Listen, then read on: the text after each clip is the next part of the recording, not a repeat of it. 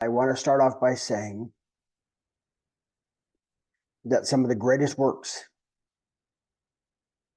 that we know have come from some of the most incredible heartache by someone. For example, Shakespeare. There's so many things that he wrote that are so well known after the passing of his son. I'm not sure exactly what it does to us or for us, how it opens us up, but we receive a lot more. We're able to see things a lot different. And that's what my experience has been. Now, I'm not going to go into detail in regards to what happened with my son, except to say it was a hiking accident. We co-authored a book about that if you were interested in knowing more about it. So it's time for me to tell the story about how the chemistry of virtue has come about. What it is, what it does, what it can do, and how it solves a lot of different issues that we have in defining ourselves, healing through grief. It also helps explain a lot of the things that other people have researched out. It's the why behind a lot of it. But where all this began was, I don't know how, but I spoke at my son's funeral because I wanted to give the proper send-off, so to speak, of how he is and who he is and what we know him for and love him for. One of the things I wanted to share at his funeral was the reason that we love him is because he loved us first and was kind to us first, compassionate, accepting, and tolerant. So many other things that made him who he is, defined who he is. And I heard so many stories about how he would help some of his friends, the peers in high school. He was so respectful towards adults and that.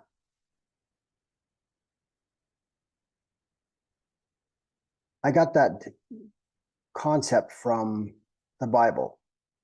It said the reason we love Christ is because he loved us first. And so I use that same concept with my son. Not perfect, but an amazing, beautiful example. So as I'm looking at all of these things that make him who he is, what we remember him for, I realized they weren't just characteristics or attributes, qualities. I realized that all of these are virtues. I did some more research, started looking at what it is about virtue that makes us who we are because of it. And I went and found the definition of virtue in English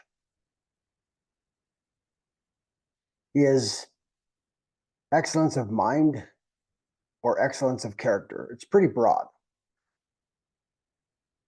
And I didn't understand that, meaning like that's all there is to it. Why is it so important then? So I worked my way back, and the Greek definition from the word arete, the definition refers to the gods and is a manifestation of power. So as I look at that and think kindness is a manifestation of power, and it's not from me, it's through me. I went and I visited with a friend of mine who is a counselor, not the counselor I worked through everything with. after my son passed away. But as I sat and visited with her, I shared the concept about this. And even the woman who had an issue of blood for 12 years in the Bible, and as Christ is coming through her area, she knew that if she touched the hem of his cloak, that she would be healed. When we look at the faith of that, we look at the belief that she had in that. But something took it a different direction for me. And as she touches his robe, he feels virtue leave him. And so he starts looking around. Who touched me? Well, they're in the market and there are hundreds and hundreds of people. Everybody passing by bumps him, touches him. His disciples, his apostles are all with him and they touch him. But he's not looking around as if he doesn't know who it is. He's looking straight at her and says, who touched me? So that she would acknowledge it, not just for the fact that he wanted her to be reminded of their relationship and what actually is happening and the love that he has for her. And she says, it's me. But what he says is, before she says that, he says, I perceive that virtue hath gone out from me. And that's about the time that she says, it was me. And he's like, yeah. He doesn't want any question about what just happened. He wants her to be able to have her own testimony of her healing. But what came to me, what helped me to even start looking into some of this was, I thought to myself, what virtue is going to help a physical ailment? She's been trying to get this taken care of for 12 years. Doctors couldn't help anything. So I just put it out there and I just started pondering. And what came to me a few days later, after I'm like, okay, fine, what is it? What is this all about? This is what came to me. It doesn't matter because it's for her. And I thought, oh my gosh, what a beautiful answer. And then I thought, so if we offer the same type of virtue, compassion or patience or kindness or integrity or love or joy, it doesn't take anything away from us, but it offers something to somebody else but us as well. So I take all of this and I go visit with my friend. And I ask her, if this is the situation, how would that change how conversations would be in counseling? If courage was there and honesty and integrity, gratitude, humility. She said it would change the whole dynamic, not just of the conversation, but of counseling in general.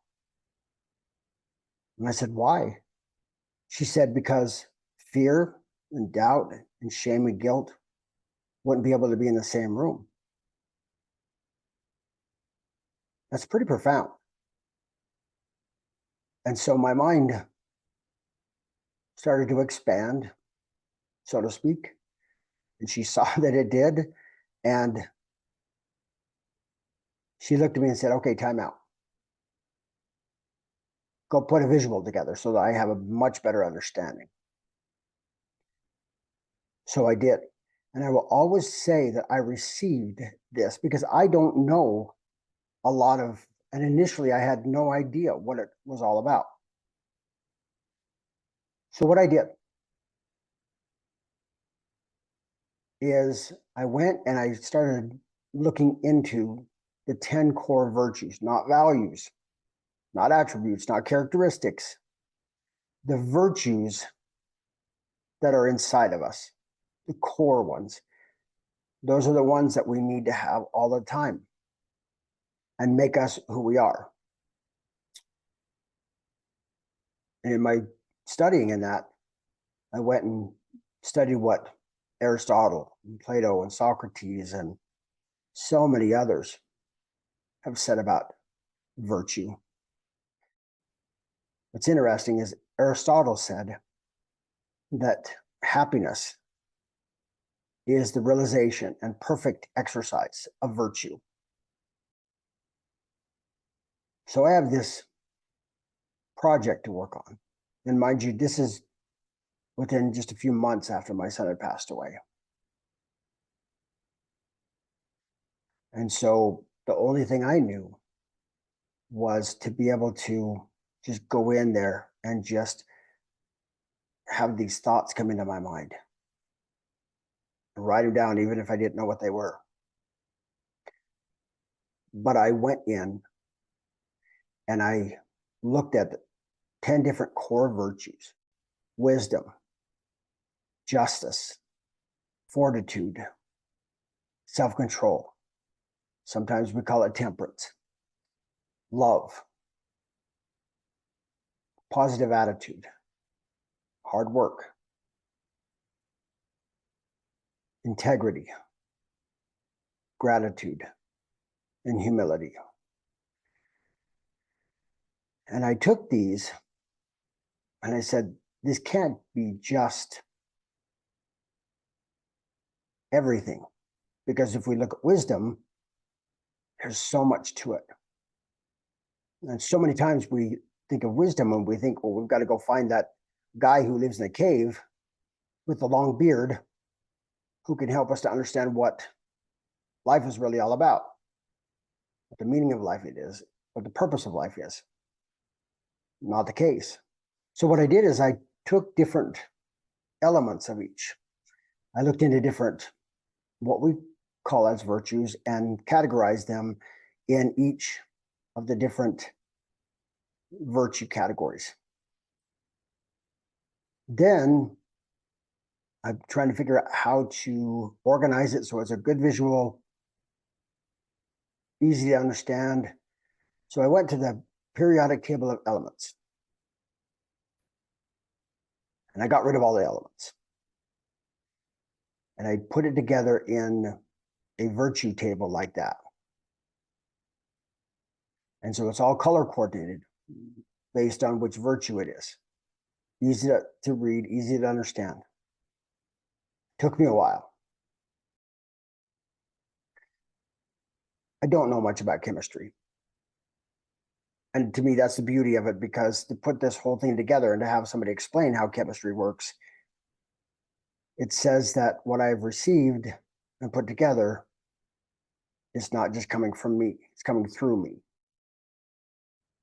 How chemistry works is on the table,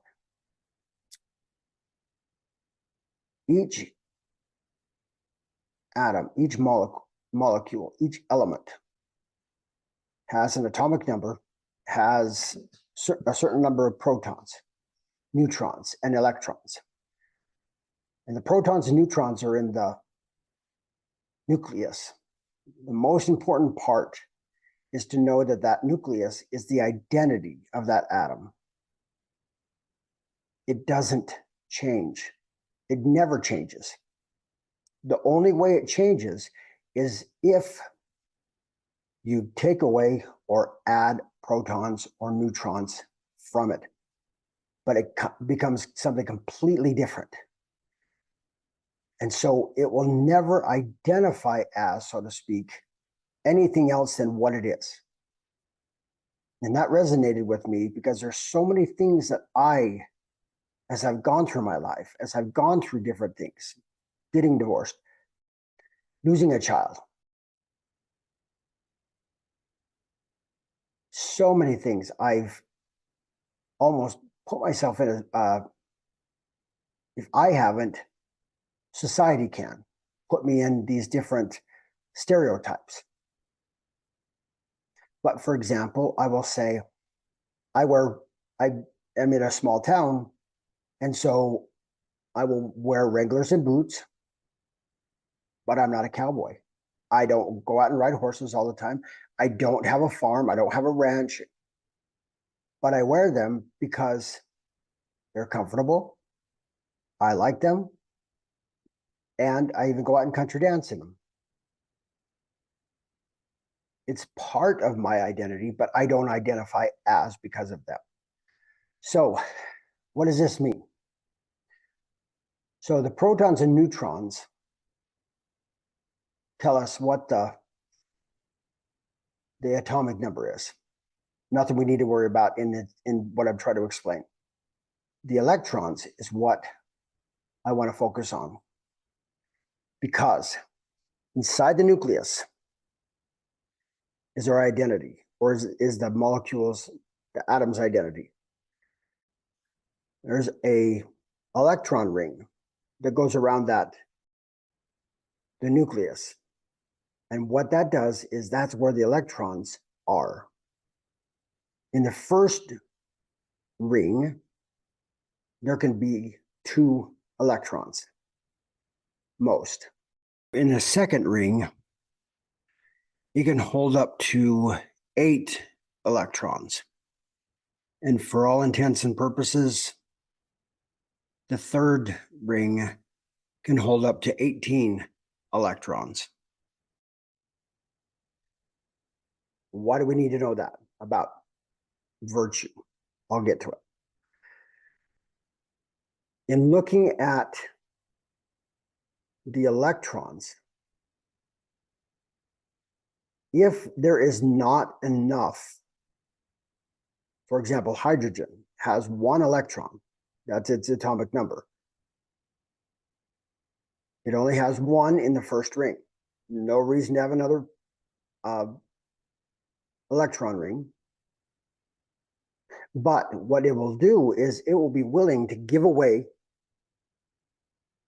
its electron or to connect with something else so that it has that bond. On the flip side, there are other molecules, other elements, atoms that they have 2 in the first electron ring, but in the second one, they may have only 4 or 5. So it's not complete. It's not stable in itself. So it's willing to go over to hydrogen and say, hey, let's connect. Let's meet up. Neither one of them are concerned about the stability of what's about to happen. They don't care if it blows up. They don't care whether it's a good or a bad situation. They're willing to either give away or take. Now, you think about how people are. If we've been a people pleaser for however long, we're willing to give to the point of we don't care whether it hurts us or not. We're willing.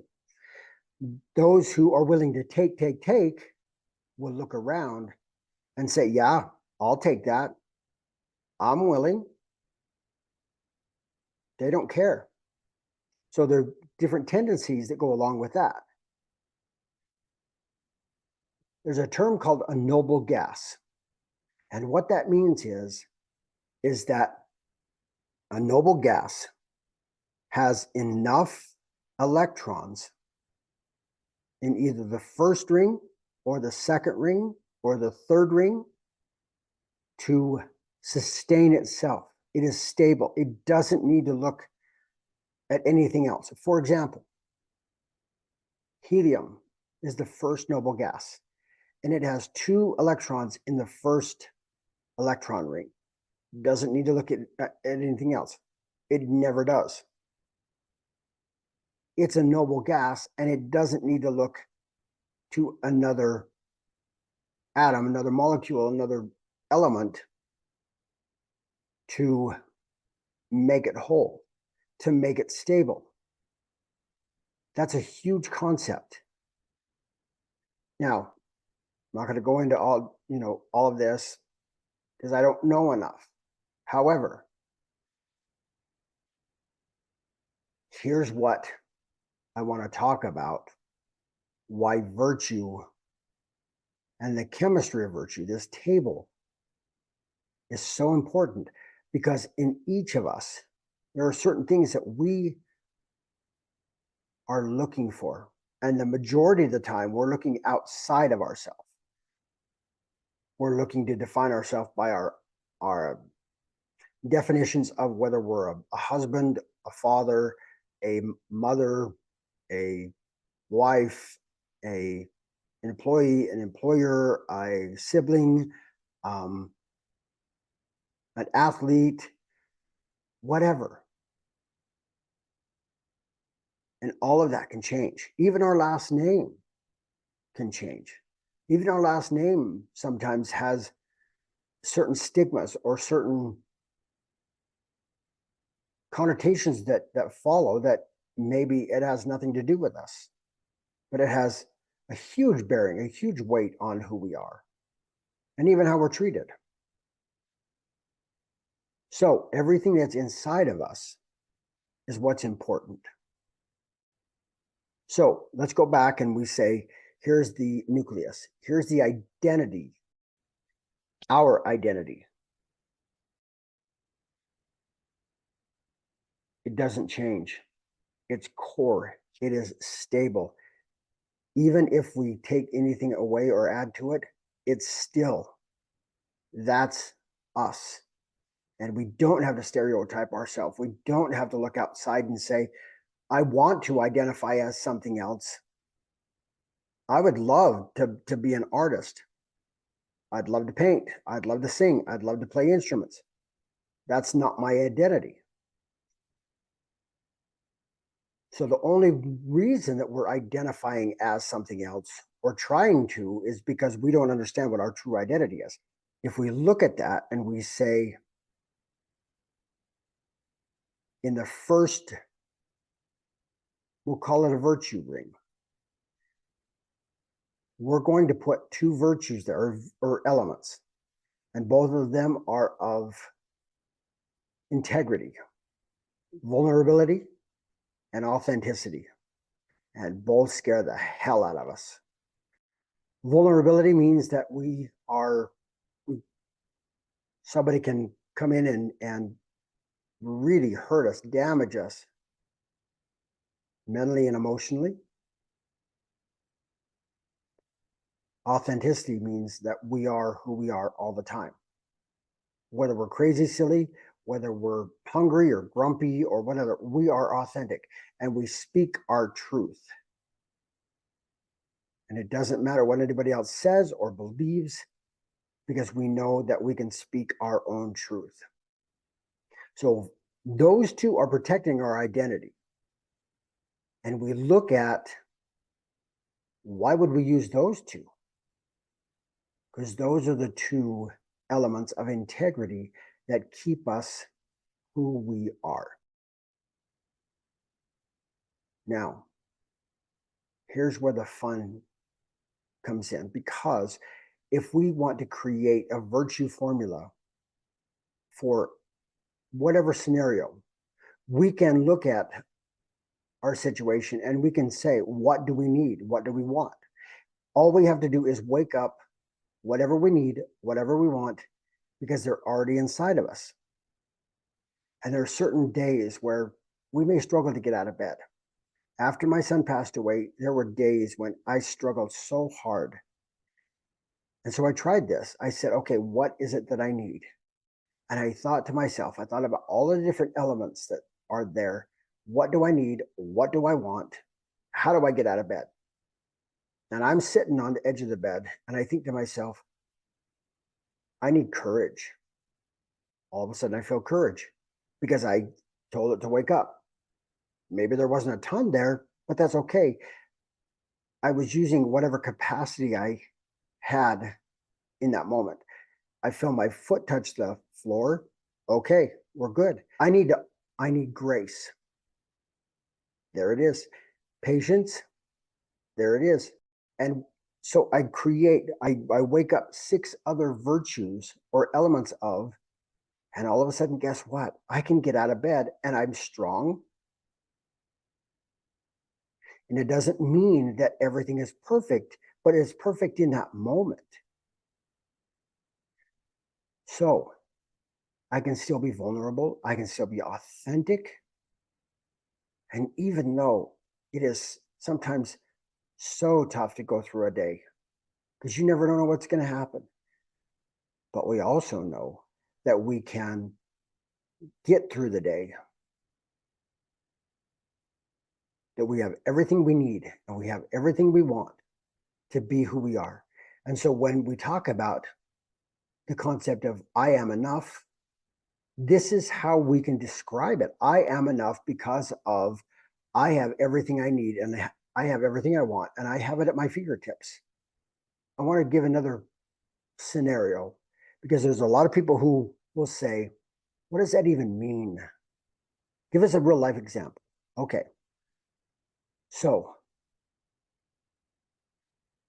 I love to talk about patience in this example because people say, oh, I'm not patient. Good. Wonderful. Because here's what we're going to do. We're going to go over to the store. I don't care what store it is, wherever you live, and we're going to get behind the oldest, slowest person. And we're going to be patient on purpose. Now, if we do that, here's what happens. We become aware of what's going on. We are like absolutely in that moment. And when the person in front of us, who we are being patient with, they don't know it yet, they turn and they look at us and say, oh my gosh, I'm so sorry. I'm old, I'm slow. And we go into understanding and kindness and compassion and tolerance and accepting of that situation, of where that person is at. And we say, it doesn't matter. We're right here with you. And we have this good conversation and we start and we find out if we can help them. Do you need any help getting stuff off the top shelf? Do you need help, with getting stuff for your list? Do you need somebody to just listen? Whatever it is, everything, and gratitude, being appreciative, grateful. Elements of humility, being meek, joy inside of positive attitude, time inside of hard work. Here's the beautiful part. We talk about instant gratification on so many levels that can be so damaging. If you want instant gratification of peace and love, you go do this. And in doing it, what happens is you get a good shot of oxytocin, dopamine, serotonin, endorphins, all of it. And you can't help but be happy. You can't help but be calm. You can't help but have peace. And guess what?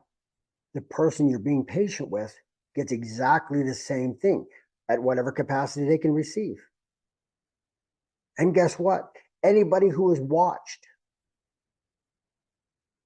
they get the same benefit of oxytocin, serotonin, endorphins. They can be happy just by observing. Then it gets even better because they want to go out and do the same thing. It's not paying it forward. That is not what this is. It is they are authentic. They are their authentic self, and they find ways and reasons to go out and do what they observed. Now, the beauty of it is that they will go out and find what is in them that they think that would be a good thing. They won't do that inside themselves, but they will acknowledge in someone else, right? So they go out and they do this, and they are authentic to what they need to do in this scenario. And it continues, and they change their world, and I change my world. And everybody who chooses to do this, we all change our own world. And what happens? we change the world. The last part I want to talk about this is something that is such a good visual. So if we decide, but I want to go back for just a second and say, if we have our true self or identity, we understand that, and we are vulnerable and authentic, which means that we just lay everything there. We're perfect in the moment. And we say, we need patience, it wakes up. We need tolerance, it wakes up. We need joy, happiness, reverence, it's there. If we need fairness, it's there. If we need balance or creativity, it's there. We just need to decide whether or not that's something that needs to be part of our virtue formula. In looking at this, the visual that I love to share and I use is every time we introduce ourselves, we use our first name. That defines us. There's so many people who know us by our first name.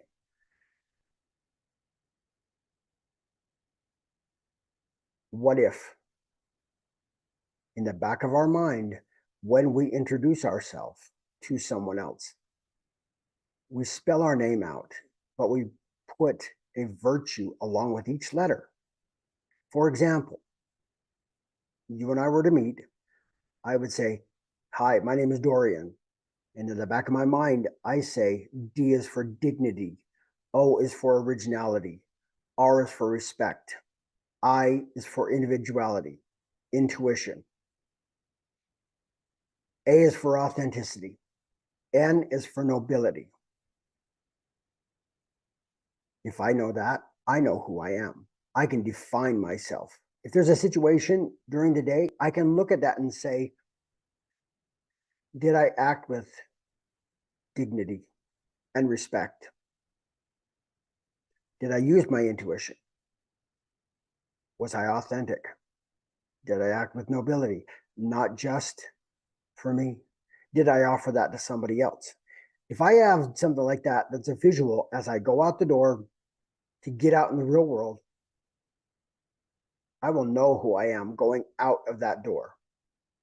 If we do this for our kids, they will know who they are going out that door.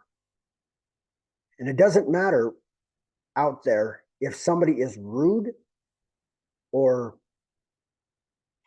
not respectful, or if they're not grateful, or if they're not kind, or if they don't accept my kindness. Who cares? It doesn't matter.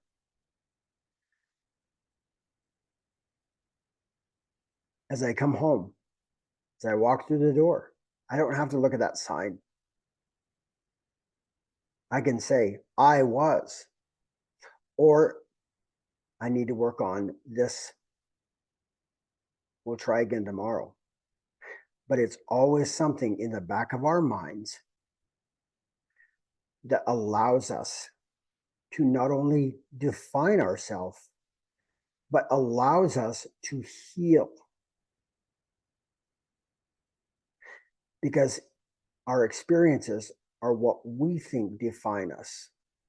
Our experiences are what we think everybody stereotypes us because of. That's not true.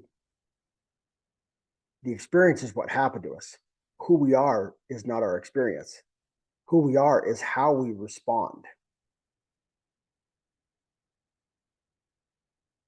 So if we look at this and say, this is what I need to heal from, we can receive it by offering it to somebody else. If we need to be shown kindness,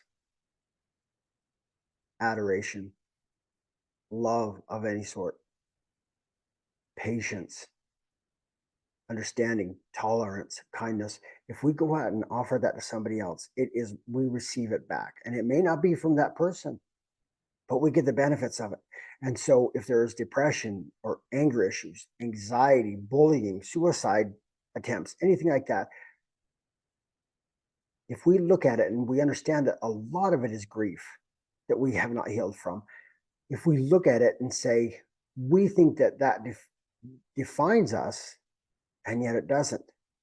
And so my point is that we have got to look at the things that are inside of us and define us by that. It's the most amazing and beautiful thing that I have been able to receive since my son passed away. I'm absolutely honored that I can share this. And going forward, there are some things that I have watched in different interviews about how, as I see it, different virtues work and different virtues show up, and we wake up and help us to understand certain things. And I'm going to share those. I want to share a little bit of the interview and then explain in my view how virtue is the why behind how certain things work.